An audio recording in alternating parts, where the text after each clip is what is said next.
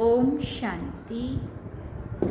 बाबा good morning. आज बाबा के 7 जुलाई 2022 के महावाक्य हैं।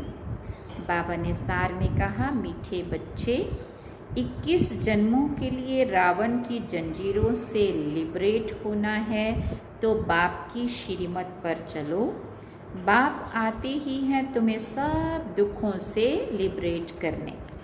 बाबा ने प्रश्न पूछा, सबसे भारी मंजिल कौन सी है जिसका पुरुषार्थ बहुत काल से चाहिए?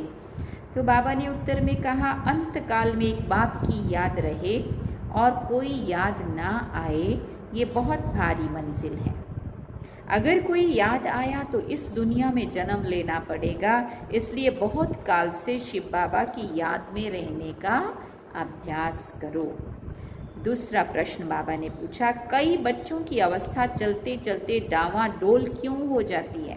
तो बाबा ने उत्तर में कहा, क्योंकि पक्का निश्चय नहीं है। जब निश्चय में कमी आती है तब पारे की तरह अवस्था नीचे ऊपर डावाडोल होती है। कभी बहुत खुशी रहती, कभी खुशी कम हो जाती। और गीत में सुना, भोलेनाथ से निराला कोई और नहीं है। ओम शांति। बच्चे समझते हैं हम भोलानाथ शिव बाबा के सन्मुख बैठे हैं और ब्रह्मा मुख द्वारा ये सहज राजयोग भी सीख रहे हैं। सभी वेदों, ग्रंथों, शास्त्रों, उपनिषदों का सार बाप बैठ समझाते हैं। ये बच्चों की ही बुद्धि में बैठा है। चित्रों में भी ब्रह्मा द्वारा स्थापना, चित्रों में भी है ब्रह्मा द्वारा स्थापना। तो ब्रह्मा द्वारा ही सभी वेद शास्त्रों का सार सुनाया है। तुम बच्चों को ये सब कौन समझाते हैं? बाबा ने पूछा। परमपिता परमात्मा भोलेनाथ शिव, वो निराकार है, इसलिए हर बात ब्रह्मा द्वारा समझाते हैं। जिसको समझाते हैं वो फिर औरों को समझाते हैं। अगर नहीं समझा सकते तो गोया वो खुद भी नहीं समझे हैं, अर्थात बेसमझ हैं। बेसमझ को समझाया जाता है ना। बाप सबको कहते हैं तुम बेसमझ हो। तुम मुझ बाप को जानते हो?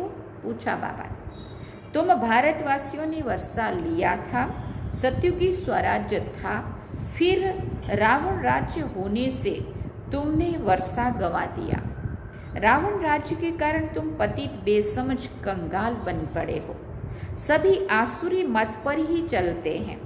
तुम समझते हो कल्प पहले हमको बाप ने समझदार बनाया था, हम विश्व के मालिक बने थे, अभी हम माया के गुलाम बन पड़े हैं। संपत्ति के गुलाम नहीं, माया रावण के गुलाम। 5 विकारों की जंजीरों में हम बंधे हुए हैं और शोक वाटिका में हैं। रावण का राज्य सारे विश्व पर है। भारतवासी खास सारी दुनिया आम सब रावण की जंजीरों में बंधे हुए हैं। इसलिए जो कुछ करते हैं रॉन्ग करते हैं। बाप आकर सब राइट बात बताते हैं, इसलिए परमपिता परमात्मा को राइटियस कहेंगे, रावण को अनराइटियस कहेंगे। आधा कल्प राइटियस राज्य चलता है, आधा कल्प अनराइटियस राज्य चलता है। रावण राज्य को झूठी दुनिया कहा जाता है। तुम बच्चे ही जानते हो, ज्ञान सागर परमपिता परमात्मा शिव हमें समझा रहे हैं ब्रह्मा द्वारा। गाया भी हुआ है सेकंड में जीवन मुक्ति। ऐसे बहुत कहते हैं सेकंड में जीवन मुक्ति, परंतु इस समय सब जीवन बंध में है। खास भारतवासी ही 1 सेकंड में जीवन मुक्ति का वर्षा पाते हैं। अभी तुम जानते हो हम भगवान के बने, जानते हैं ना सभी। अभी तुम जानते हो अभी हम भगवान के बने। हम भगवान खुद कहते हैं तुम हमारे बच्चे हो। जानते हो ईश्वर ही नई दुनिया की स्थापना करते हैं तो जरूर पुरानी दुनिया में आना पड़े ना। पुरानी दुनिया को पतित भ्रष्टाचारी कहा जाता है। सभी भगवान को बुलाते हैं, लेकिन हमारे जीवन को मुक्त क्या कहते हैं, सभी भगवान को बुलाते हैं कि हमारे जीवन को मुक्त करो, दुख से लिबरेट करो। मनुष्य जानते नहीं है कि दुख का राज्य कब और कौन स्थापन करते हैं। भले शास्त्र बहुत पढ़े हुए हैं, विद्वान पंडित आदि हैं जिन्हें बहुत घमंड है, परंतु ऐसा कोई नहीं है जो सेकंड में जीवन मुक्ति किसी को दे सके। कोई कह भी नहीं सकते कि हम जीवन मुक्ति दे सकते हैं या सबकी सद्गति कर सकते हैं। मैं ही खास भारत आम सबकी सद्गति करता हूँ। किसने कहा? शिव बाबा कह रहे हैं। हम गाया भी जाता है परम पिता परमात्मा सर्व का सद्गति दाता है, सर्व का लिबरेटर है, दुख से लिबरेट करते हैं। भारत सुखी था ना, फिर सुख से लिबरेट कर दुख में कौन लाया? पूछ रहे बाबा। भारत बड़ा सुखी था, सोने की चिड़िया कहलाता था। सभी स्वर्ग में देवी देवता के रूप में हम सब राज कर रहे थे, सुखी थे बड़े। और फिर इस रावण की दुनिया में दुख धाम में कौन लाया? बाबा पूछते हैं। सुख से लिबरेट करने वाला है रावण। रावण माना देह अभिमान, अहंकार, देह अभिमान आया माना रावण घुसा और सारे उसके साथ काम क्रोध लोभ मोह अहंकार सब घुस गए और हम उतरती कला में आगे। कौन लाया? रावण। अब राम की श्रीमत पर चलने से तुम 21 जन्मों के लिए लिबरेट होते हो। उसको कहा जाता है जीवन मुक्ति या सद्गति। बच्चों की बुद्धि में अब बैठा है, बरोबर भारत जीवन मुक्त था, अब सुख धाम था, अब भारत दुख धाम है, जीवन बंध में है। बेहद का क्वेश्चन हो जाता है तो बेहद के बाप की ही ये सब बातें सुनाएंगे जो हद में मनुष्य तो जानते ही नहीं है, ना स्वर्ग को ना नरक को जानते हैं। वो तो ये सब कल्पना समझ लेते हैं। जीवन मुक्त कोई बना नहीं सकेंगे। ये तो अविनाशी बना बनाया ड्रामा है, इसमें कोई चेंज नहीं हो सकती है। मुख्य है शिव बाबा, उनको क्रिएटर डायरेक्टर भी कहते हैं।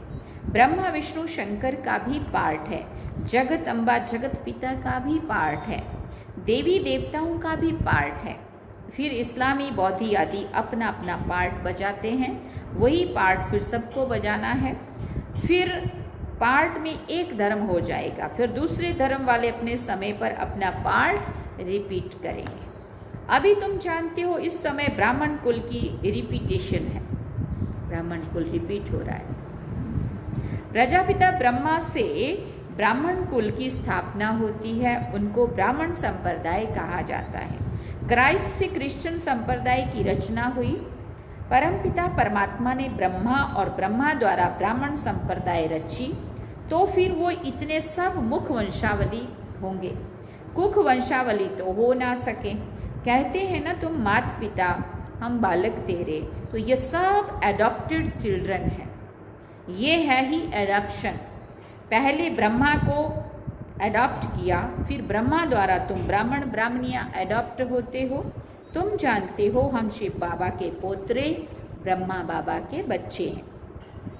पहले एक ब्राह्मणों का कुल है, बड़ा भारी कुल है, अभी ही एडॉप्ट करते हैं, फिर कभी ये एडॉप्शन होती ही नहीं है। कलयुग के अंत में संगम पर ही शिव बाबा आकर के हम आत्माओं को अपना बनाते हैं, अडॉप्ट करते हैं ब्रह्मा द्वारा। सन्यासियों की होती है, वो अपने जिज्ञासुओं को अडॉप्ट करते हैं। कहेंगे तुम हमारे फॉलोअर्स कहला ना सको, घर बार छोड़ कपनी पहने तब तो फॉलोअर्स कहलाएं। यहाँ तुम हो ब्राह्मण, तुमको ये सच्चा सहज राजयोग का रास्ता सबको बताना है, कुछ ना कुछ समझाना है। एक सेकंड में बाप से वर्षा मिलता है, परमपिता परमात्मा से ज़रूर मुक्ति, जीवन मुक्ति का ही वर्षा मिलेगा। शिव बाबा को ही याद करना है। सब आत्माओं का बाप वो शिव है, उनको याद करने से तुम स्वर्ग का मालिक बनेंगे। लौकिक बाप को याद करने से स्वर्ग के मालिक नहीं बनेंगे। भले घर में रहो परंतु शिव बाबा को याद करो। हम आत्मा शिव बाबा की संतान है, इस निश्चय में रहना है। पूरा निश्चय ना होने से ही अवस्था डामाडोल होती है। जैसे पारा होता है ना, अभी अभी खुशी का पारा चढ़ता है, अभी अभी भूल जाएंगे। बाप कहते हैं तुमको घर वापस जाना है, फिर आकर नई खाल लेंगे माना नया शरीर लेंगे। तुम जानते हो हम पुनर्जन्म लेते आए हैं। सर्प के लिए पुनर्जन्म की बात नहीं होती है, वो एक पुरानी खाल छोड़ दूसरी नई लेते हैं। वैसे तुमको भी बदलना है। मनुष्य जब बूढ़े होते हैं तो कहते हैं अब जाना है, झट साक्षात्कार होता है। अभी हम बालक बनने वाले हैं, उनको पता है कि अभी हम शरीर छोड़कर बालक बनेंगे, फिर सतो प्रधान शरीर मिलेगा। पुराने शरीर को जड़ जड़ी भूत कहा जाता है। दुनिया भी पहले नई होती है, फिर कला कम होती जाती है, इसलिए 4 भाग रखा गया है। कहते हैं कल्प की आयु तो बहुत बड़ी है, कल्प में 84 लाख योनियां लेनी पड़ती है। तुमने तो कल्प को छोटा कर दिया है, फिर दुख देखो कितना है। लाखों वर्ष आयु लगाने से समझते हैं 84 लाख जन्म होते होंगे। ये बाप बैठ समझाते हैं, ये कभी भूलना नहीं चाहिए। स्टूडेंट टीचर को कभी भूलते नहीं हैं। तुम भी जानते हो हम पढ़ने आते हैं ईश्वरीय क्लास में, मुरली सब सेंटर्स वाले सुनते हैं।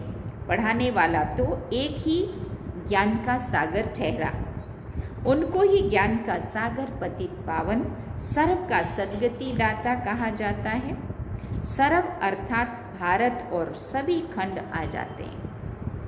तुम हो ईश्वरीय संतान, तुम ईश्वर द्वारा जितना पढ़ेंगे उतना ऊंच पद पाएंगे।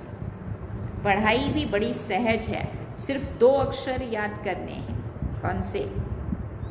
तुम कोई को भी कह सकते हो परमपिता परमात्मा बेहद के बाप को याद करो तो तुमको बेहद स्वर्ग का सुख मिलेगा। बस एक बाप को याद करो। अंत काल में अगर कोई दूसरा याद आया तो अंत काल जो स्त्री सिमरे ऐसे जन्म में जाएंगे, जैसे अंतमति सो गति। बाप कहते हैं मंजिल बहुत भारी है, सावधानी से सीढ़ी पर संभल कर चलना है। 1-2 को सावधान करते रहना है। शिव बाबा को याद करते रहो। बाप बैठ बच्चों को समझाते, बच्चे इन गुरुओं का भी मुझे उद्धार करना है। तुम माताओं द्वारा, तुम माता गुरु बिगर कोई का भी उद्धार नहीं होना है। माता को ही निमित्त रखा जाता है। जगत अम्बा मुख्य है ना, उनका देखो प्रभाव कितना है, ब्रह्मा का इतना नहीं है। सिर्फ पुष्कर में मंदिर है, वहाँ पर बहुत करके पुरुष ही जाते हैं। अम्बा का बहुत मान है, जहाँ तहाँ देवियों के मंदिर पर बहुत मेले लगते हैं। गुरुओं की मत पर चलते चलते बहुत धक्के खाए हैं। फायदा क्या हुआ, बाबा पूछते हैं। कुछ भी नहीं। उतरती कला होने से भारत को पतित तो बनना ही है, वापिस कोई भी जा नहीं सकते। तुम समझ गए हो, जो भी मनुष्य मात्र हैं सब पतित हैं, जड़ जड़ी भूत अवस्था में है, उसमें सब आ जाते हैं। इस दुनिया में मनुष्यों को कितना दुख है, कदम कदम पर दुख बढ़ता ही जाता है। तुम बच्चे समझते हो, बाहर तो बिल्कुल बेसमझ हैं, बाप को ही नहीं जानते हैं। कहते भी हैं तुम माता पिता हम बालक तेरे, जरूर वो स्वर्ग रचने वाला है, जो होकर जाते हैं फिर उनका गायन चलता है। अब तुम जानते हो, फिर से स्वर्ग की स्थापना हो रही है। जब स्वर्ग था तो दूसरे कोई नहीं थे, अब दूसरे सब हैं, तो ये धर्म नहीं है, फाउंडेशन है नहीं। अब वो जो आदि सनातन देवी देवता धर्म था, उसकी फिर से स्थापना हो रही है। आधा कल्प तक फिर और कोई धर्म निकलते नहीं है, एक ही धर्म रहेगा। 2500 वर्षों तक देवी देवताओं का एक ही आदि सनातन देवी देवता धर्म चलेगा। आधा कल्प सूर्यवंशी चंद्रवंशी स्वराज्य, ये है तुम्हारा ईश्वरीय जन्म सिद्ध अधिकार, heavenly God father worth right है। हम अपने स्वर्ग की स्थापना कर रहे हैं, राज्य करने के लिए लायक बन रहे हैं। वही हमको पढ़ाते हैं, लायक बनाते हैं, रोज रोज समझाते हैं, पक्का करने के लिए समझाते हैं। माया तुम्हें याद करने नहीं देगी, तुम कितनी भी कोशिश करो। बाबा को याद करने के लिए तो युद्ध चलती है ना। बाप बैठ रास्ता बताते हैं कि क्या करो। तुम कर्म योगी भी हो। हाँ, बच्चे आदि तंग करने लगते हैं। रौरव नरक है ना, दुख देने वाली संतान है, वहाँ होते हैं सुखदायी संतान, क्योंकि सुख धाम है ना। वहाँ कोई ऐसी चीज़ होती नहीं है जिससे दुख हो व मैलापन हो। यहाँ तो कितना दुख है, बीमारियाँ भी कैसी कैसी गंदी निकलती हैं। आगे थोड़ी थी, कैंसर की बीमारी का नाम भी नहीं सुना था। स्वर्ग में कोई बीमारी होती नहीं। आगे बाबा ने कहा, जब आसुरी राज्य शुरू होता है तब ये गंदी बीमारियां शुरू होती है। देखो, पहले ये नाम थोड़ी थे इतने, अब तो कितना है। ये भी ड्रामा बना हुआ है। स्वर्ग में कितनी सुंदर गायें होती है। कहते हैं श्री कृष्ण के पास ऐसी अच्छी अच्छी गायें थी तो उनको भी ग्वाला बना दिया है।